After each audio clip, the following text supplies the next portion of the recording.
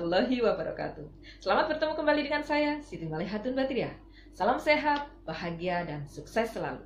Teman-teman, para pemirsa yang berbahagia, pada kesempatan yang sangat luar biasa ini, kita kembali bertemu untuk membahas mengenai hukum jaminan. Kali ini kita akan membahas mengenai jaminan kebendaan. Apa yang dimaksud jaminan kebendaan dan apa fungsinya?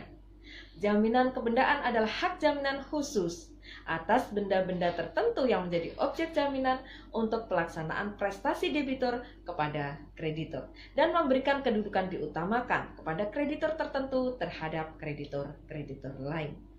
Lalu apa fungsi jaminan kebendaan? Fungsi jaminan kebendaan ini adalah sama dengan fungsi jaminan pada umumnya, yaitu untuk menjamin pelaksanaan prestasi debitur kepada kreditur, untuk menjamin keamanan piutang kreditur. Nah, lalu sifat-sifat dari jaminan kebendaan itu seperti apa? Dalam hal ini ada beberapa sifat yang melekat pada jaminan kebendaan. Antara lain adalah bahwa jaminan kebendaan ini yang pertama menimbulkan kedudukan, menimbulkan hak kebendaan. Sehingga memenuhi ciri-ciri hak kebendaan pada umumnya. Yang kedua, bersifat asesor. Kemudian yang ketiga, menimbulkan kedudukan preferen kepada kreditur tertentu terhadap kreditur-kreditur lain. Di samping itu juga memberikan kedudukan sebagai kreditur separatis bagi kreditur penerima jaminan kebendaan. Kemudian selanjutnya adalah objeknya adalah benda. Kemudian mudah dan pasti pelaksanaan eksekusinya.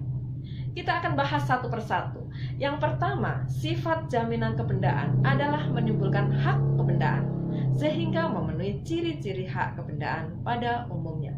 Nah, ciri-ciri hak kebendaan pada umumnya adalah yang pertama merupakan hak mutlak, artinya dapat dipertahankan terhadap siapapun juga.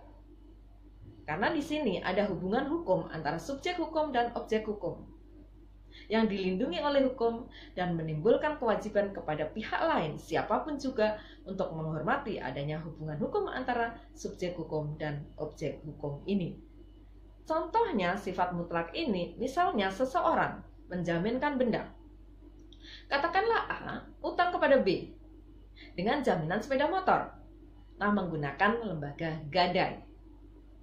Dalam hal ini, sepeda motor dalam gadai dipegang oleh pemegang gadai. Kemudian sepeda motor ini dicuri oleh orang lain.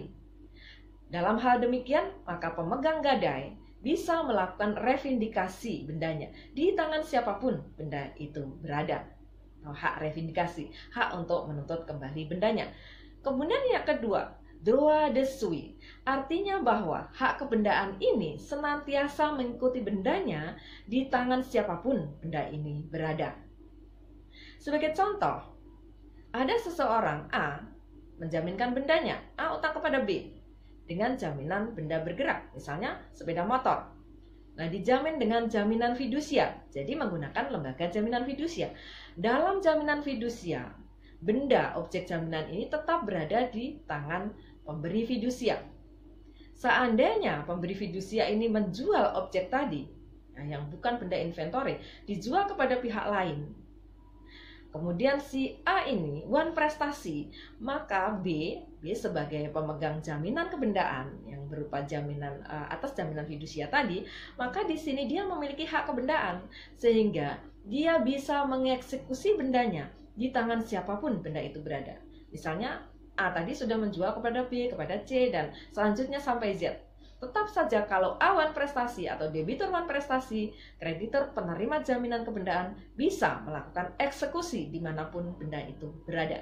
Kemudian selanjutnya adalah droit de préférence, artinya bahwa jaminan kebendaan ini menimbulkan hak kebendaan dan hak kebendaan ini menimbulkan hak preferen bagi kreditur penerima jaminan kebendaan terhadap kreditur-kreditur lain dari hasil penjualan objek jaminan jika debitur wan prestasi. Selanjutnya adalah objeknya benda. Benda itu apa? Benda adalah sesuai dengan pasal 499 Kitab Undang-Undang Hukum Perdata, yaitu semua barang dan hak yang dapat menjadi objek dari hak ehendon. Barang menunjukkan benda bertubuh, jadi bisa ditangkap dengan alat panca indera. Sedangkan hak menunjukkan benda tidak bertubuh. tidak bisa ditangkap dengan alat panca indera. Nah, di sini ada beberapa piutang, yaitu piutang atas bawah, piutang atas nama, dan piutang atas tunjuk. Kemudian selanjutnya dapat dialihkan. Jadi di sini hak kebendaan itu bisa dialihkan kepada pihak lain. Nah, kemudian ciri atau sifat hak kebendaan, ciri atau sifat jaminan kebendaan selanjutnya adalah merupakan asesor, perjanjian asesor. Artinya perjanjian tambahan, perjanjian ikutan dari perjanjian pokok. Artinya apa? Terjadinya jaminan ini tergantung dari ada atau tidak adanya perjanjian pokok. Jadi selalu ada perjanjian pokok terlebih dahulu, baru dijamin dengan suatu jaminan. Termasuk di sini adalah jaminan kebendaan. Jadi sifatnya asesor, senantiasa mengikuti perjanjian pokok. Ada atau tidak adanya tergantung dari ada atau tidak adanya perjanjian pokok. Kalau perjanjian pokok hapus, maka secara otomatis atau demi hukum perjanjian asesornya juga hapus. Demikian juga jaminan kebendaan akan hapus kalau perjanjian pokok hapus. Kemudian yang apabila perjanjian pokok beralih, misalnya piutang dialihkan kepada pihak lain, maka di sini asesornya yaitu jaminan kebendaan tadi secara otomatis ikut pula beralih kepada pihak lain. Baik peralihan karena sesi, subrogasi, pewarisan, dan sebagainya. Kemudian selanjutnya menimbulkan kedudukan preferen dan separatis. Artinya bahwa kreditor penerima jaminan kebendaan memiliki kedudukan diutamakan dalam pelunasan piutangnya daripada kreditor-kreditor lain dari hasil penjualan objek jaminan kebendaan tadi. Dan sebagai kreditor separatis, artinya bahwa kreditor ini tidak terpengaruh adanya kepailitan debitur. Sehingga kalau debitur pailit, maka kreditor penerima jaminan kebendaan tetap dapat melaksanakan haknya, tetap dapat menjual objek jaminan kebendaan tadi kepada pihak lain untuk pelaksanaan prestasi debitur kepada kreditur.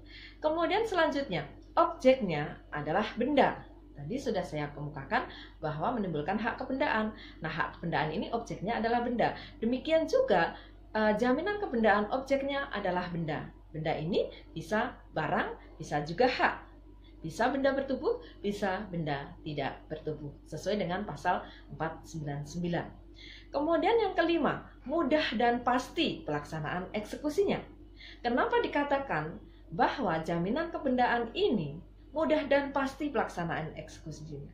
Dikatakan mudah karena apabila ada jaminan kebendaan, maka di sini jika debitur wan prestasi, maka kreditor penerima jaminan kebendaan bisa langsung melakukan penjualan objek jaminan tersebut sesuai dengan cara-cara penjualan sebagaimana diatur di dalam pengaturan mengenai jaminan kebendaan yang bersangkutan. Misalnya gadai dalam KUH Perdata, Undang-Undang Jaminan Fidusia, kemudian kalau hak tanggungan dalam Undang-Undang Hak Tanggungan, dan hipotek. Nah, ini sesuai dengan masing-masing jaminan kebendaan tersebut. Jadi mudah, tidak perlu melakukan gugatan ke pengadilan. Bisa melakukan penjualan objek jaminan kebendaan tanpa harus gugatan ke pengadilan. Kemudian selanjutnya pasti, karena di sini sudah diatur secara khusus mengenai jaminan kebendaan ini.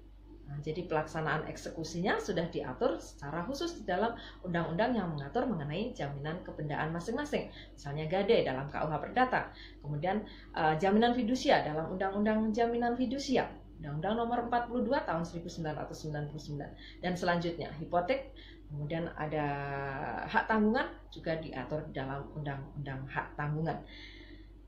Nah, demikian apa yang bisa saya sampaikan mengenai jaminan kebendaan.